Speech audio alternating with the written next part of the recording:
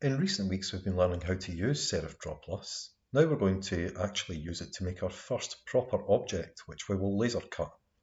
Okay, so it's going to be a headphone winder and a phone stand. So we will start this by creating a rectangle by selecting the quick rectangle tool over on this side of the page. And we will draw a rectangle that is exactly 70 millimeters in height by 40 millimeters in width. Now that does look small on the page, but we need to just zoom in because this is exactly the size of material that we have to use. Okay, next step is to use the radius of corners tool up here, and that gives us curved edges to our object. Now, I wouldn't take it much past 20, maybe 25 at a push, but not any more than that. Okay, the next thing we want to do then, always using the pointer tool, is we want to create two smaller rectangles. Okay, now we'll just start off by creating one, and what's really important here is the size of these rectangles. Now, if I go to the Transform tab, the width of it needs to be 15 millimeters. That's an absolute figure that cannot be changed. The height of it needs to be the thickness of your phone. Okay, so you will need to measure your phone, and if your phone is, for example, 9 millimeters thick, then you will set this size to be 9 millimeters. If your phone has a case on it and the case measures exactly 11 millimeters thick, then you will need to set this size to be 11. Whatever the exact size of your phone is, you must set this to be exactly the same. If it's too big, your phone won't fit in it properly and it will slip off. If it's too small, then your phone won't fit in it at all and it won't work. Okay. My phone is 9 millimeters thick, so I'm going to set this size to be 9. Okay, now what I want to do, take the black pointer tool and I want to move it just ever so slightly out beyond the edge, like that. And then I want to zoom in on the object so that I can see it nice and clearly. So I need to make sure it's sticking out over the edge ever so slightly. But as we can see here, it's got really sharp corners on it, and sharp corners are not good when it comes to designs like this because they will help it break much more easily. Okay, so we want to give small curves to these corners by using the radius of corners tool again.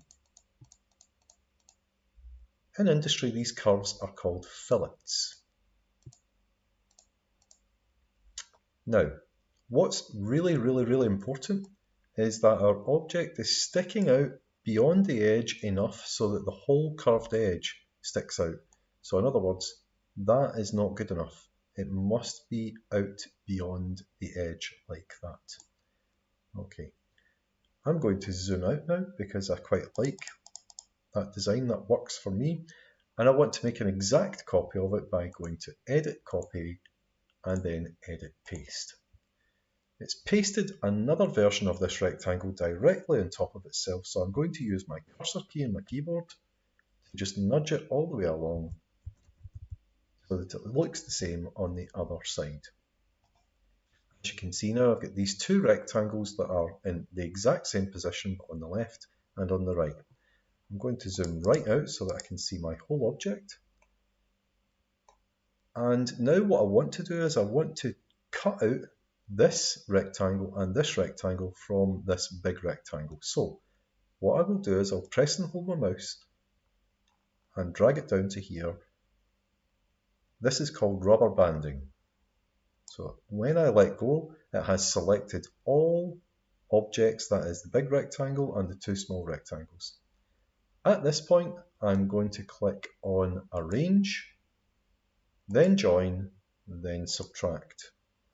And as you can see, it's removed these two rectangles from here, and it's left me this shape. This is exactly the shape that I want. Now in this area down here, I'm going to eventually put my name. In this area up here, I'm going to put two elliptical holes for my earbuds and also a hole for my keychain hoop.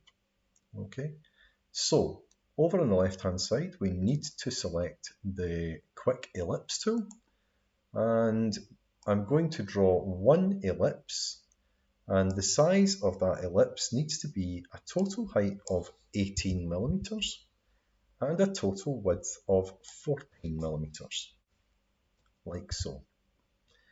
It's given me one ellipse. Let's zoom in on that so that we can see it. Okay, I'm happy with that. I'm going to position it so that it's not too close to the edge, because that would be a poorly designed model, because the model would break very easily. So what I actually want to do is place it roughly about there, and instead of making a whole new one, I'm going to go to the Edit Copy, Edit Paste command, and it's pasted another copy of that ellipse in position right on top of itself, and all I need to do is move it to where I want it to be. Okay, so somewhere about there. Now, finally, I need to put the hole for my keychain here. So I'm going to select the quick ellipse tool again, and I'm going to draw a circle. Now, when you select the quick ellipse tool, it will give you any option you like. So you can have a long, slim ellipse, or you can have a tall, narrow ellipse. In order to get the perfect circle, if you press and hold the Shift key as you create the ellipse, it will give you a perfect circle. Now, you want your circle to be somewhere in around 4 millimeters. That's 4.06 millimeters. That will do. If it's bigger than 4 millimeters, that's not going to be very good because it could weaken your design. If it's smaller than 4 millimeters, that's also not going to be very good because your key hook won't fit through it. Okay, now, what again is really important is this is going to be a hole inside a piece of plastic. If we put it too close to the edge, you will notice that that's going to make it really weak because a key hook will be through that. So this area in here would break much too easily. Likewise, if we put it too far down here, our key hook is going to need to be a very big key hook in order to fit into the hole. So, in other words, we want to make it so that it's strong enough that there's enough material for it not to break, but also not too far from the edge. Something like this will suffice. If you're really not sure, one little trick that you can do here is copy that existing circle and paste it on top of itself, and then move the second one up to the edge like that, so that you've created almost this figure of 8 like that. And that tells you that the circle that you want to keep is exactly 4 millimeters from this edge, which is good. That's what we want. That's what we want. Okay, so I'm going to click on this one now and just remove it again. Okay, finally, in this area here, you want to put your name. So if we click on the artistic text tool, and don't click inside the space for the moment, click outside the space and just type your name. So for example, Joshua.